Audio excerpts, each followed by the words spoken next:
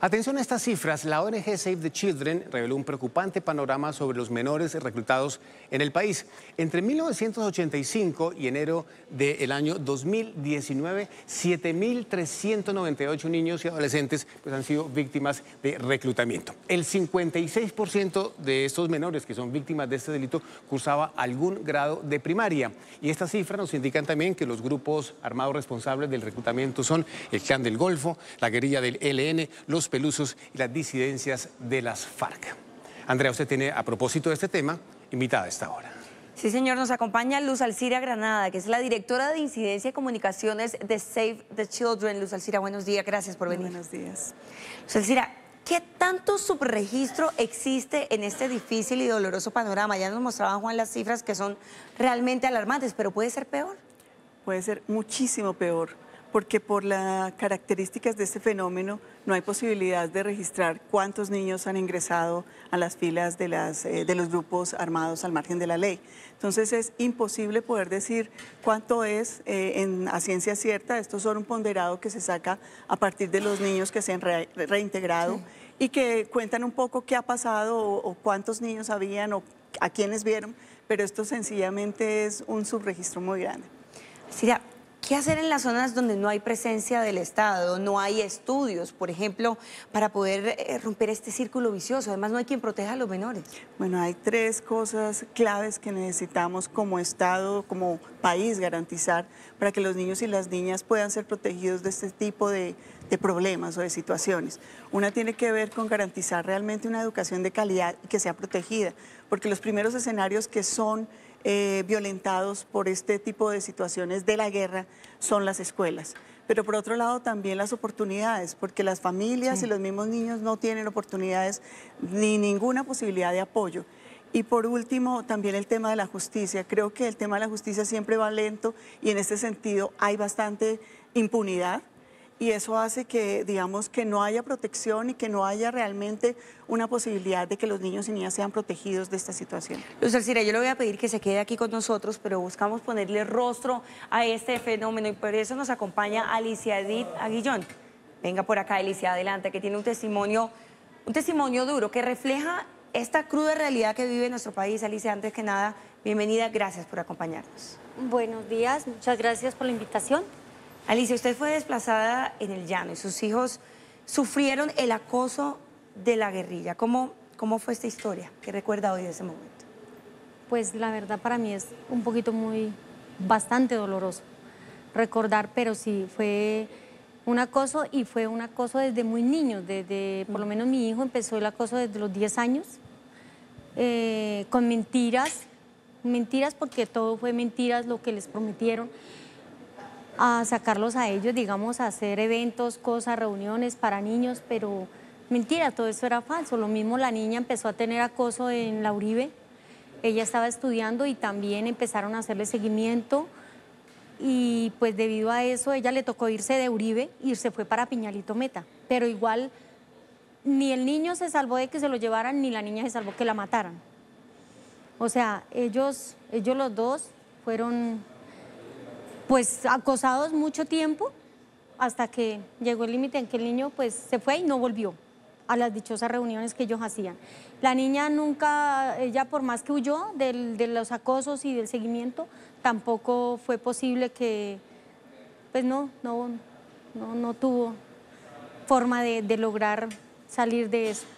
No se la llevaron, pero igual la mataron. Y el niño, pues en la toma, el niño de 5 años, en la toma guerrillera en San Juan de Arama, pues como ellos entraban y salían cuando quisieran, porque como bien sabemos que fueron libres muchos pueblos de despeje en esa época, la guerrilla entraba y salía y hacía lo que quería en los pueblos. Entonces, pues debido a eso, en una toma guerrillera, en la entrada de ellos, como ellos mantenían borrachos, pues...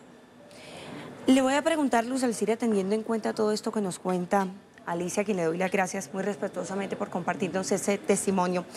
La ley 833 de 2003, ya lo decíamos que tiene un tema de justicia, de procesos de prevención, de restitución, ¿se queda corta para la situación que vive el país con reclutamiento? Yo creo que pasa lo mismo que con todas las leyes de este país. No necesariamente se quedan cortas, lo que pasa es que no se aplican. Y uno de los temas que no se aplican es que la edad mínima son los 18 años, no son lo que dice el Estatuto de Roma, los 15 años para el reclutamiento. O sea, ningún niño o niña debería ser reclutado. Y esto no pasa por parte de los grupos armados.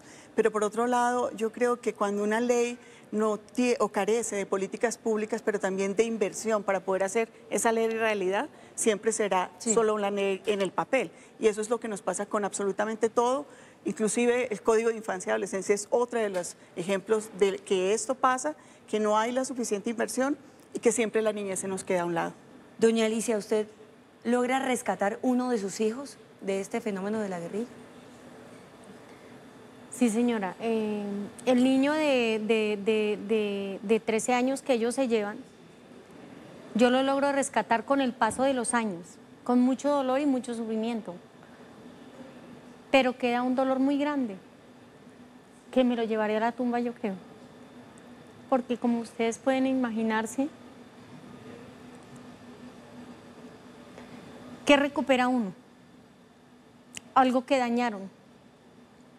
Con los sentimientos más puros los vuelven muy crueles. O sea, ya no es el niño inocente, ya no es la persona inocente que uno estaba formando. Entonces, entregan a una persona que ya no tiene los mismos sentimientos y que ya uno no puede hacer nada por él y que ya la sociedad no lo va a permitir, no lo va a recibir, no lo va a recibir con buenos ojos. Entonces el daño que hacen es muy grande, no solamente al niño, no solamente a la mamá, ante la sociedad. Es una persona que queda en el completo abandono, aparte de que el dolor que uno se lleva a la tumba como madre. Doña Alicia, pero entonces yo debo preguntarle, esto también es un llamado no solamente para el gobierno, sino para la sociedad, cuando vemos que estos niños salen de una guerra a las que no ingresaron de forma voluntaria para que sean recibidos nuevamente. Es algo complejo. Para mí, como madre, es algo complejo. Para mí como madre, para mí como ser humano, como sociedad, yo diría que es algo muy, muy complejo y esto es, si uno se sentara a hablar sobre el tema, hay mucho de qué hablar. ¿Por qué? Porque el niño está en su casa y se lo llevan, ¿cierto?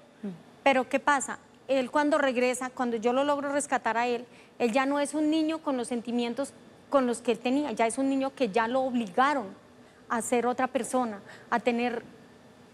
No era lo que yo estaba preparando para él, porque yo lo que quería era que estudiara, que fuera alguien en la vida, un abogado. Él amaba mucho ser militar cuando era niño. Entonces, ¿qué pasa? Ya a él, cuando llega a la sociedad lo va a juzgar, no como el niño que se llevaron, sino como lo que es, como un guerrillero, ¿cómo señalamos o cómo señala uno una persona que ya viene de allá y no mira qué fue lo que lo llevó a estar allá? Luz Alcira, teniendo en cuenta lo que dice Alicia, entonces, ¿qué decisiones debe tomar el gobierno inmediatamente para poder frenar lo que está sucediendo en el país? Bueno, tú hablaste de dos cosas. Una es el gobierno, que yo creo que es importante el tema de una inversión real y fuerte en estos procesos de reparación, de restauración también de los niños y niñas y de sus familias, de apoyo a la sociedad para que pueda también tener ese proceso de recibirles, porque Alicia dice una realidad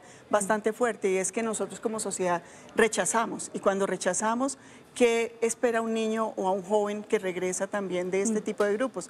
Pues entrar a grupos delincuenciales u otra serie de situaciones difíciles. Entonces creo que lo más importante es que se asuma de verdad con compromiso la inversión, las políticas públicas que garanticen esto, pero también una sociedad que realmente busque la reconciliación.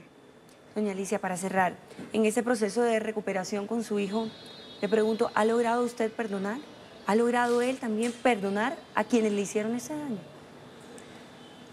Yo estoy dispuesta a perdonar porque yo no me puedo quedar con ese dolor, porque ese dolor a mí durante muchos años me hizo mucho daño y me ha afectado. O sea, que el dolor a mí no me hizo provecho, a mí me acabó la vida, ¿cierto? Entonces, claro que estoy dispuesta a perdonar. Pero el perdón viene con muchas otras cosas, no solamente de afectada, pero y el país y la sociedad, cómo me ha dejado a mí en el abandono, cómo me dejó en el completo olvido, con mi dolor y mi tristeza. Entonces necesitamos más del país, del Estado, del gobierno, de las entidades, que nos apoyen más a las que pusimos la peor parte, que fue nosotras las madres, los campesinos que pusimos nuestros hijos. Entonces necesitamos más apoyo del Estado. Alicia, gracias por compartir su testimonio con nosotros. Muchas gracias por invitarme. Luz Alcira, gracias por venir y ayudarnos a aclarar un poco este panorama. Muchas gracias a ustedes. Juan